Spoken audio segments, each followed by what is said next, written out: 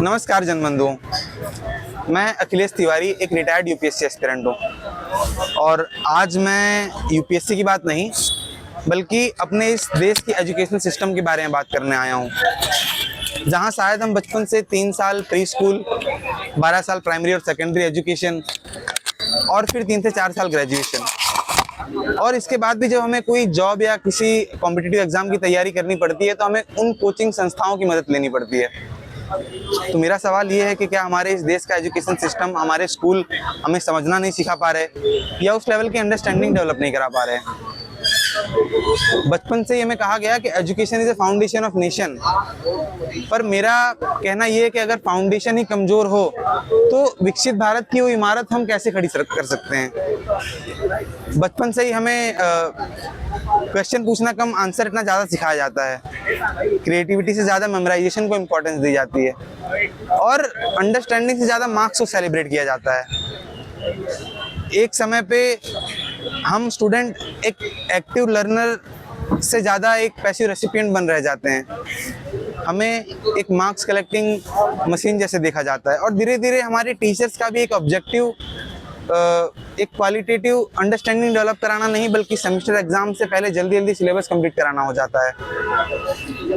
और इन्हीं सब के चक्कर में आज कुछ क्वेश्चन पूछना बहुत ज़रूरी है। जैसे पहला, क्या एजुकेशन सच में एक सोशल इक्वलाइजर है? क्योंकि शायद होरास मान ने 1848 में सबसे पहले ये कहा था कि education is the greatest equaliser and greatest conditioning of man in society.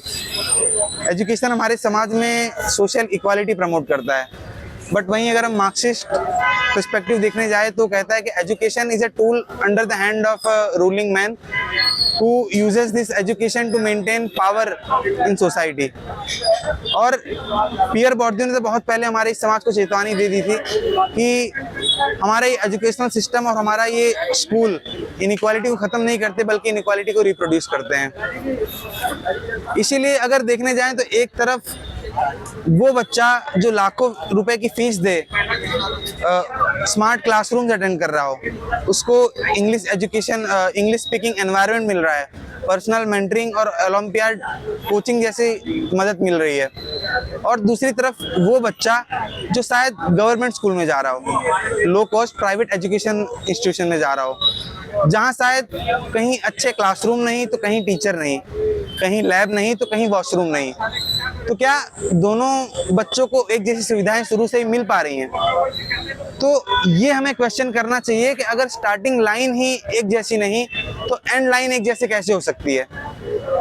और अगर एजुकेशन हमारे समाज में पैसे से बिकने लगे तो इक्वालिटी शायद तक कॉन्स्टिट्यूशन के किताब में ही रह जाती है। मेरा दूसरा सवाल कि क्या टैलेंट की कीमत पैसा तय करेगी या बच्चे की असली मेहनत? क्योंकि अगर देखा जाए तो आज हमारे समाज में अगर एक लोअर मिडिल क्लास का बच्चा मेहनत करके प्राइमरी एजुकेशन पा भी ले तो हायर एजुकेशन में क्या? क्योंकि घर से निकलते उसको सबसे पहले donation, capitation fees, management quota और ये कॉमर्शलाइजेशन ऑफ एजुकेशन का सामना करना पड़ता है, जहाँ कई सपने, कई लोग, कई कमजोर, कई गरीबों के सपने कुचल खुद के लिए सपने खरीदते हैं। और अगर ऐसे ही एजुकेशन बाजार में बिकने लगे तो एक गरीब इंसान का सपना धीरे धीरे महंगा होने लगता है और इस समाज में इंसाफ धीरे धीरे खत्म हो जाता है। मेरा तीसरा सवाल कि एजुकेशन का मेन ऑब्जेक्टिव क्या है? एक लर्निंग या एक प्रॉफिट?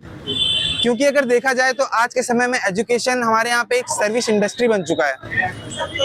और मैं ये नहीं कहता कि प्राइवेट स्कूल, प्राइवेट कोचिंग्स और ये इंस्टीट्यूशन हमारी सोसाइटी के लिए ज़रूरत नहीं, पर मैं ये कहना चाहता हूँ कि जहाँ एजुकेशन एक पेरेंट्स के द्वारा एक इन्वेस्टमेंट देख लिया जाता है, जहां इन कोचिंग संस्थाओं और इन प्राइवेट इंस्टीट्यूशन के द्वारा एक स्टूडेंट को कस्टमर समझ लिया जाता है, वहां एजुकेशन एक प्रोडक्ट बन जाता है और प्रोडक्ट सिर्फ उन्हीं लोगों के पास पहुंच पाता है जिनके पास परचेसिंग पावर होती है।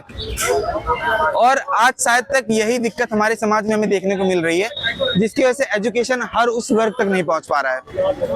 हमारे इस समाज में एजुकेशन को लेके बहुत सारे रिफॉर्म हुए, जैसे रिसेंटली हम लोग NEP 2020 देख सकते हैं। बट मैं ये पूछना चाहता हूँ कि क्या आज उस रिफॉर्म का फायदा हर उस गांव तक पहुंच पा रहा है या सिर्फ शहरों तक सीमित है, या फिर हर उस गांव के टीचर को रेगुलर ट्रेनिंग मिल पा रही है, या फिर हर हमारे उस समाज के हर वर्ग को इस रिफॉर्म की सुविधा पहुंच पा रही है।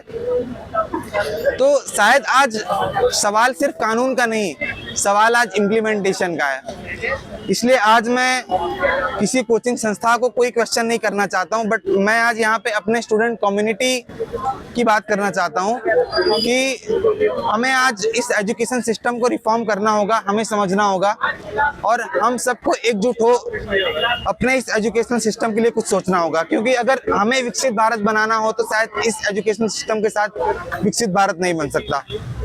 जय हिंद, जय जनबंधु।